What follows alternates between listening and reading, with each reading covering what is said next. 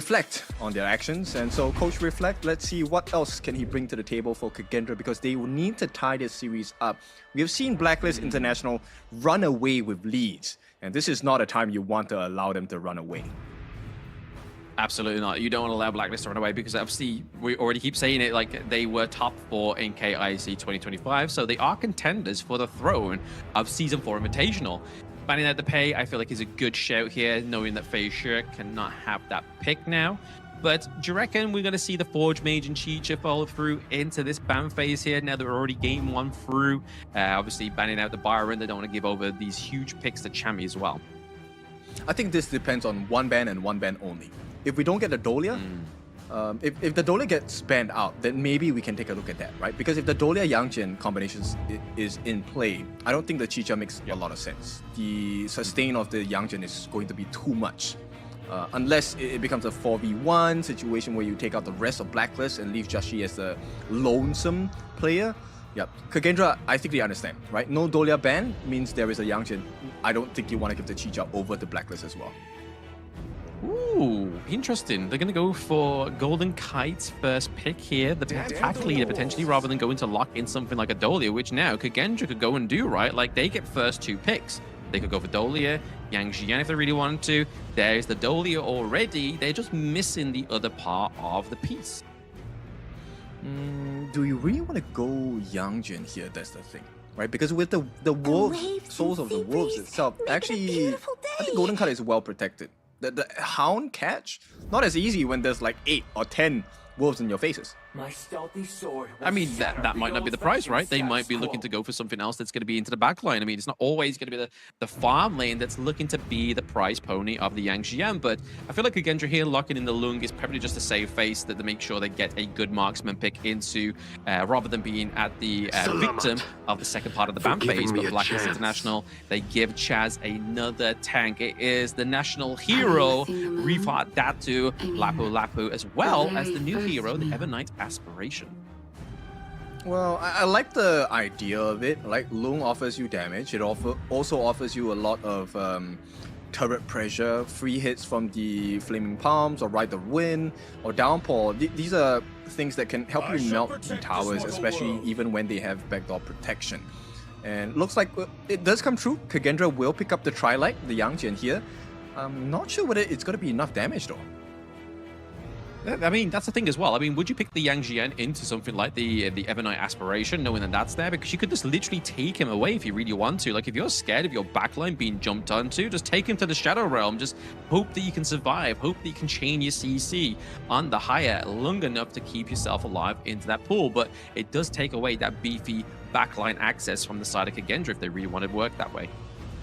Yeah, but we've seen it in display in the previous series, right? Nova showing us that if you have enough gold and advantage on the Trilight, yeah, getting caught by the Haya is no problem at all. He's gonna destroy you in the Moonscape Mirage.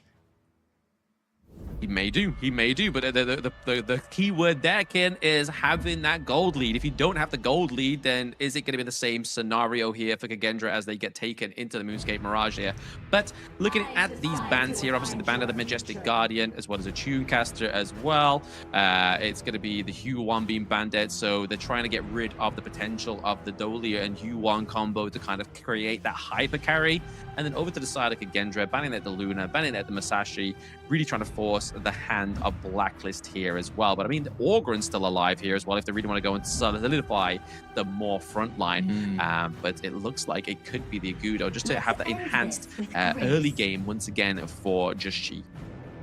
I like it, right? And then we'll explore what this itemization is for the side of Jashi on the Wall Rider, Agudo, right? Some junglers like to go for the Sparkforge Dagger first. Some junglers like to go for the Deep Frost Siege first instead. Both offer different benefits. One with the Lightning Strikes, extra magic damage. Deep Frost Siege gives you a different stat in a form where you're more tanky, but you deal more physical damage as well.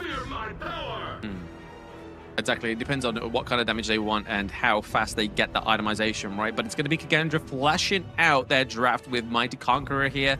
So obviously we know great sustain, great backline access as well. So is it necessary if Facia falls that Sule can pick up the mantle and go way into the backline here also? But looking at KAGENDRA, they are quite late game focused once again. Yeah, and while they have a three-angle approach, one from the Lung in terms of damage, one from Trilite and Mighty Conqueror, and then you have the backline, you know, snipes from Sanko as a Celestial. I don't know whether it's going to be enough because Blacklist International's initiation prowess is pretty strong. You have the Aguda ultimate, you have the Lapu Lapu ultimate, you also have the dive potential from the Charlotte. So I feel like it's a little bit more advantageous for Blacklist, and it's going to be very clear if they get the goal lead as on the side of Blacklist International. Yeah, which from game number 1, we know they can do, even if they're playing behind by a few hundred gold for quite some time. Obviously, KAGENDRA knows how to formulate the gold lead into the early game, but just kind of fumbled a bag part way through. And no fault of their own, right? Obviously, they just weren't quite expecting that team fight potential from Blacklist International in that game number 1. But in the Season 4 Invitational, you cannot underestimate your opponents, or else you are going to see yourself at that 1-0 scoreline for now. But KAGENDRA, game number 2, looking to neutralize that lead here, make it a 1-1. But like you were saying, in terms of the team fight potential and the initiation from Blacklist International, they have a lot. They truly have a lot. So KAGENDRA's, plan here is very simple. You have to come up with a new encryption code because in game number 1, they were completely downloaded by the side of Blacklist. They broke that code for sure. Now Blacklist, they are trying to clip the wings off of KAGENDRA again in game number 2. If they can do it again, this is going to put KAGENDRA in a very nasty spot. Let's see if they can do it here. Let's see if they can. Obviously, game number 2 is far under the way here as well. Obviously, we see then bot side of the map, Golden Kite taking that 2v1 potential down there as well. Obviously, using those wolves just to kind of tear away Lung into the early game. You can imagine that the damage is there as well, but Blacklist looking to help themselves to the enemy's camps, not contested as well. So they're actually been a little bit more successful with their access into the enemy team and with the intel, knowing that Facia is down into the blue side. They're able to take 2 camps away.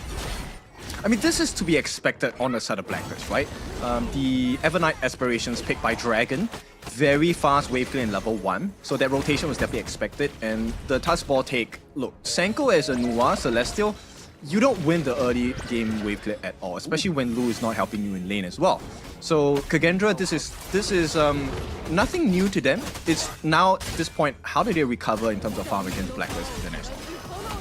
Very true. I mean, you don't want to kind of overstep this 2v1 in top side of the map here as well, but you do see the Blacklist actually rotating up to try and make a priority for the Space Sprite right now. Just tease level 4, you can use the Gorge Mobilization, the Annihilation just comes, not Annihilation, Merge just comes through, but Facia is able to get out thanks to those creation blocks there. Very nice play by KAGENDRA, but the pressure has been still placed in top side of the map as they secure the Space Sprite. And that's what we mean by, team play. Sanko coming in to save. If he had allowed Facia to get shut down there, this would have been a horrible game. The Wall Rider for Jashi is one of the fastest jungle clear heroes in the game. And Facia as the Yangjin does not have that kind of speed. So the fact that he got his life saved by Sanko, that was a huge moment for KAGENDRA because they're still keeping pace. Yeah, that would have been a huge effect to his GPM onto the side of KAGENDRA. But we've already seen from the last game, obviously, Just Chi was able to out GPM him, but obviously it's down to the hero selection. You are paying, you're meant to be farming up that quickly. Same with the Agudo as well, right? Obviously, as you say, it's one of the faster farmed farm lane here, the jungle heroes on Honor of Kings. So you're going to look to try and basically capitalize on that. But speaking of capitalizing, he's getting that last hit on that Firebeak there for the side of Blacklist. So even though they tried to invade the jungle, they weren't able to get the prize. It's things like this, right? When you take a look at pro play, you're always wondering, okay, how do they actually get the last hit? There's like 4 different members down there making pressure, but still they get the last hit, even though it's not into the hands of Golden Kite. But like Dragon being able to take it away with a basic attack or 1 skill usage, that's really impressive, right? The difference in levels between pros, amateurs, and hopefuls. Yeah, exactly. I mean, there's always going to be levels between the skill, right? Obviously, knowing when to just drop that first skill, knowing when to just land that basic attack to claim that last hit is just kind of like makes you the difference between a good player and a great player, right? Top side of the map here, Chami just trying to put pressure on to Sule. looking for that teleportation down to the mid lane here, because we know it's only around about 30 seconds time when that Tyrant comes up, and Lord only knows that's going to be good into the favor of Blacklist unless KAGENDRA can steal this one away. Yeah, I mean, the power spike for Blacklist is definitely in this first, what, I would figure first 13, 14 minutes of the game. The moment it hits towards the later parts of the game where Senko is fully farmed, Zan is fully farmed, Faceus is fully farmed, Saule is fully farmed, the late game is definitely much more in favor of KAGENDRA. It's not a guarantee, but it's going to be a lot more difficult for Blacklist International. So they need to take as many turrets as they can. Any of these neutral objectives will definitely help their cause. Looks like the Doomsday being built here by Just G. He's going to go for looking to take down the health percentage damage here for the side of KAGENDRA. A little bit of tip attack going on around the Tyrant, but it looks like it's going to be secured here by Blacklist International. Got Chami in the wing here, just trying to keep away Saule into that team fight. And now Just G recuperates into the mid lane just to give over a little bit of aid to his Clash lane. Yeah, but a perfect disengage, right, from inside the Blacklist. Most teams don't really make this kind of smart move, which is they get caught out after they take the objective. But Blacklist was really clear about the direction and the angle in which they wanted to exit the fight. KAGENDRA had no way to really get the catch, right? Chami won. As mobile as he is on a Charlotte, this was a beautiful move to try and bait out Saule as well. I mean, we talk about late game, obviously going over to the favor of KAGENDRA potentially, as you said there, Kim. I mean, we're looking over to Blacklist as well. They do have the Rose Spencer that is a late game hero, as well as Golden Kite. So it's not like Blacklist don't have a late game orientation as well, right? No, definitely not. But it's, of course, a much stronger chance for KAGENDRA, right? Because they have many more players that can do a little bit more late game damage, which is why it's so important this early part of the game for Blacklist. You definitely need to get the T2s. If you don't get the T2s here before the 15-minute mark, it's going to come back, and you have to pay some taxes for that. Going to come back and bite you in the behind, right? That's what potentially could happen to Blacklist if they aren't able to kind of monopolize on those T2s much earlier in the game than expected. What? But that Annihilation just there, just kind of wiping the minions, I guess. Maybe just desperate times call for desperate measures. Yeah, I think that's a misclick right there. His thumb probably slipped because that was not an angle for any of the minions. I mean, is that your excuse? The thumb slips? Yeah, my thumb slips all the time, so. On execute? Is it when you're selecting your common skill? Is that when your thumb slips? Yeah. I really want to get the heals, I want to get flash, but somehow, it lands on execute. Oh no. So. Yeah, it's like that meme where people are like, oh, they're falling and they're meant to be picking something up, but then it goes all distorted and they end up on bed. That's you picking execute. It's like, oh, I swear I picked heal, but oh no, I've got execute, my finger slipped. Yeah, tech issues, it's fine. We just make do, right? Yeah. Yeah, at this point, tech pause. It's a 1,000 goal lead for this other Blacklist International, which is healthy, it's great.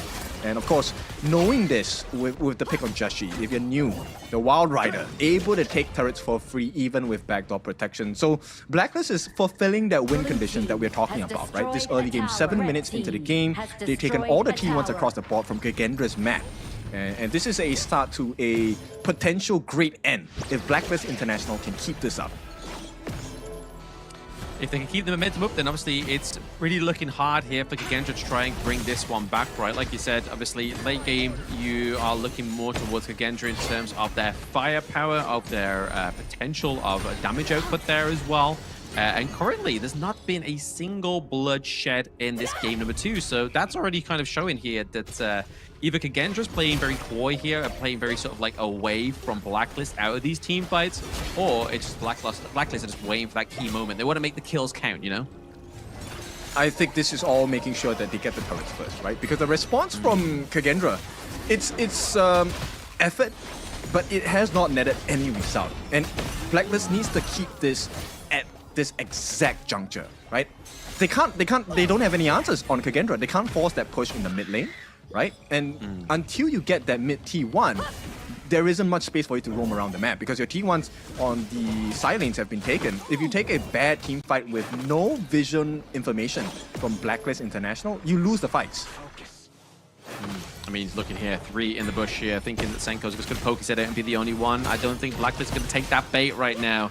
Looking to kind of lean out the minions under the T1 here, but it's going to be easily done by KAGENDRA to neutralize any of those minions crashing through. But Just using that to phase check and see if Sule is in that brush, and he was correct to do so, right? Like, he was waiting in the wings, waiting to get the shutdown here, but it looks like it's going to be the Tyrant going up the side of KAGENDRA this time around, so sharing that one, but the takedown of the Sule is going to be the first blood going onto the gorge here for the side of Blacklist International. So now their macro plays, the macro Maestro is off of the gorge for 20 seconds. Is this where we start to see Blacklist formulate around these sidelines, get those T2s, potentially T1 into the mid lane? Yeah, the time they're buying, look, both sides, now KAGENDRA have to choose. What do you choose? Regardless of what you choose, there will be damage done structurally, or at least pressure across the map. And Blacklist, they're not going to be coming here without any other rewards as well. The Azure Golem now going into the hands of Chaz, while Jashi gets a couple of licks in on that T1 in the mid. Not the biggest amount of damage, but this is, as you know, CDK, Shimmer, a glow of hope for the side of Blacklist to be able to break a T3 before that 15-minute mark for KAGENDRA.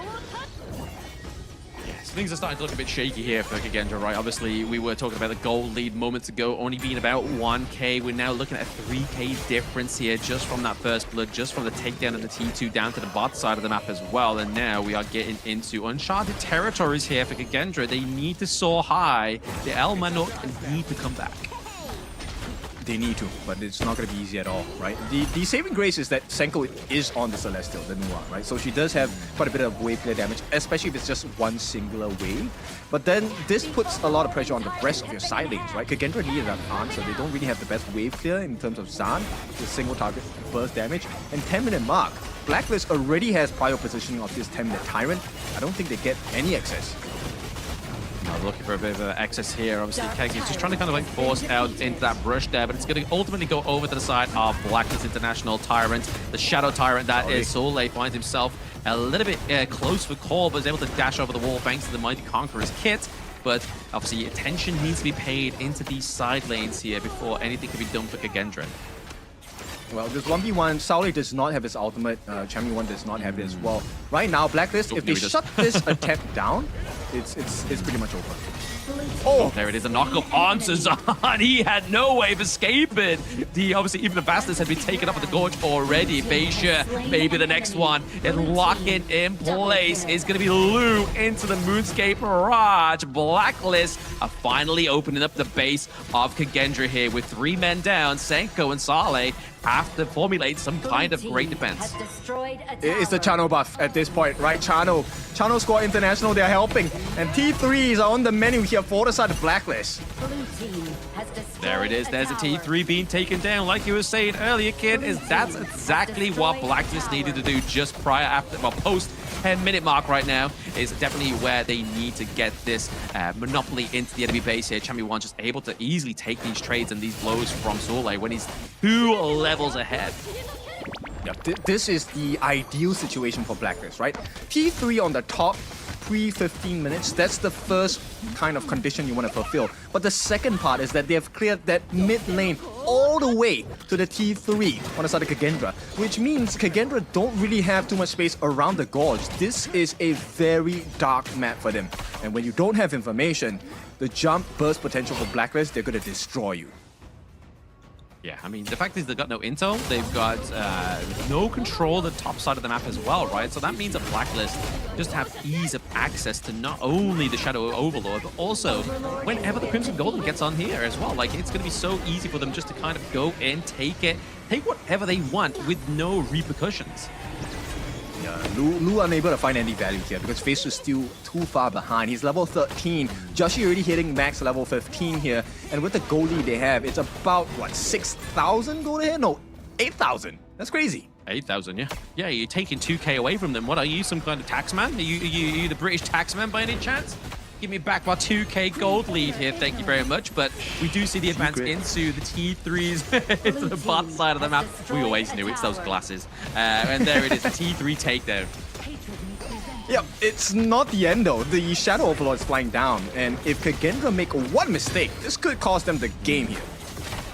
Exactly. I don't think one mistake from Blacklist is going to be kind of like detrimental here, considering that KAGENDRA have no minions coming out of their base just yet, and then we have the Vanguards already just slowly but surely sieging the base. Facia onto the back line here, trying to go for a bit of a Hail Mary play to get a takedown, but it's Zan that gets taken down. At the bot side here as well, the knock-up onto Senko stops him getting into there. It's just going to be the Crystal going down in game number 2. Blacklist slowly but surely with a slow siege. They want the takedown onto Soleil as well as Lu, but he gets back into safety. Just attack the Crystal, boys. The game is here in your favor. Chaz knows the deal. He's going for it. The Vanguards take Crystal in game number 2.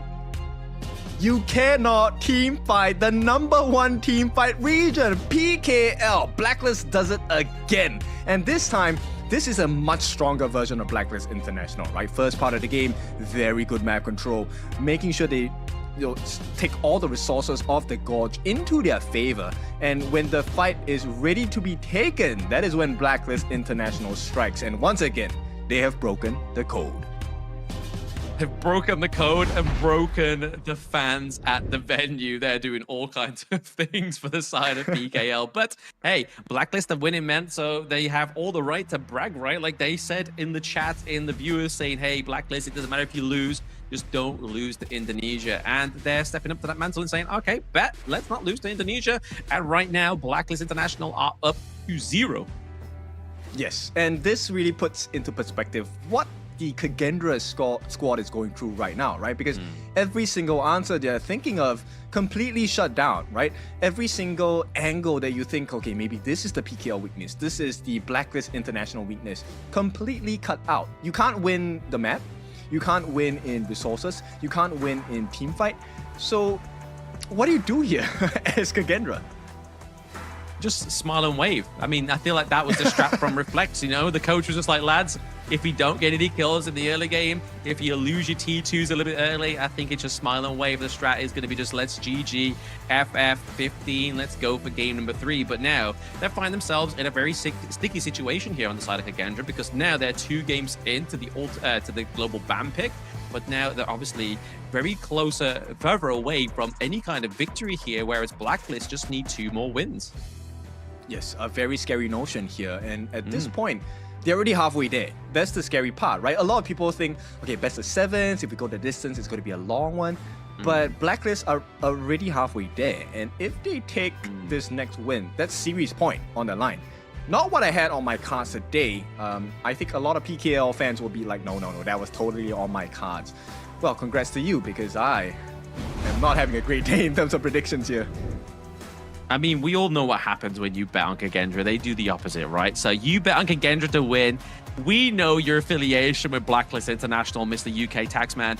You wanted them to lose in this one, but Blacklist International looking at this one. Not a single death in game number 2. That's how correct the code was for Blacklist. I'm just taking a page out of TG's book. Right? This guy has played the long con, and it's working. Taking the page of a checkbook. Yeah, well, this checkbook seems to be working for the side of Blacklist International, right? Keeping the same roster, making sure they put the right investments in the team, it has worked out. These are the same 5 boys that have gone through HOK since 2024 when it was first introduced. Now, in 2026 HOK, KIS 4 is working out great. It's working out very well for him, man, to be honest. I mean, looking at this, look at Golden Kite's damage, 101k. That's exactly what you see on a Chano, right? Obviously, Zan would play the Chano in game number 1.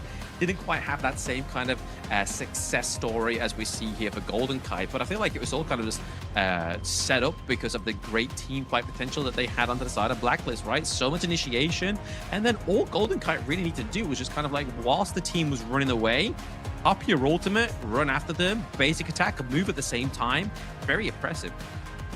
Very, right? And this actually starts off with the Wild Rider pick, the Agudo for Jashi. One of the things that they managed to achieve this game was the fact that when they dropped the furball down, right, Gorge mobilization, that kind of switched KAGENDRA's minds. That's the first part of the formula. The second formula, if you notice, I'm not sure whether they will show this in the highlights or not, is the fact that there were multiple times that you see Dragon on the higher, the Evernight Aspiration. He actually saved his ultimate for Saule here. And when he procced that Moonscape Mirage, it forced Saule to use all his skills, sometimes even the flash, to get out of the fight. And this means Golden Kite had all the time in the world. This twinning effect that you are asking for in the start of the game from BLACKLIST International, they did it all. Exactly. They clearly had their 24-hour sleep like Chano did earlier for the Tri-Nationals clash. They have solidified and set up the link of the twins. They are now pretty much hive-minded, and it's showing onto the Gorge, right? Obviously, 3 kills, 3 assists, not a single death here for the side of Dragon. And obviously, regardless of having the lack of damage, it's the utility like you were talking about, Kim, with the Moonscape Mirage. Just locking Lu in place so he just can't either do anything or give over any heals. Really kind of took a hit to the sustainability of the team fight of KAGENDRA.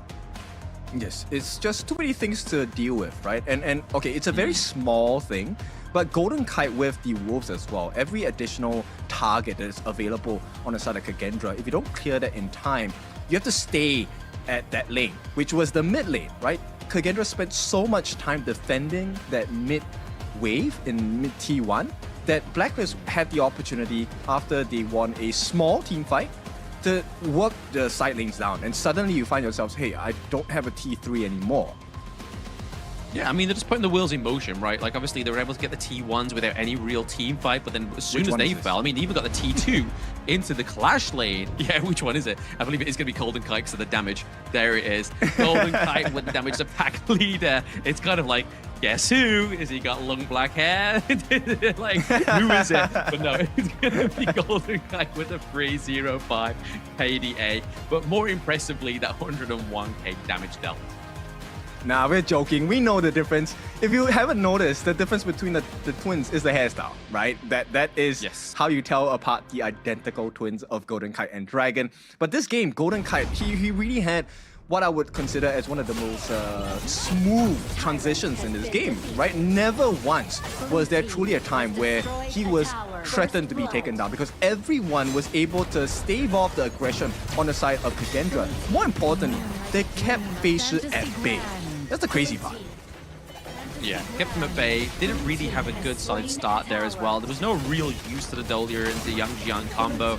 But I feel like it goes back to the point you made into the draft there, Ken, is the fact is that you're normally using that to get the lockdown onto something like the farm lane, right? But then when you have a pack of wolves around you, if you drop the Hound and he goes onto a wolf, what are you going to do? Dive onto a wolf and just get the cooldown reduction off of the first ability and then hope for the best?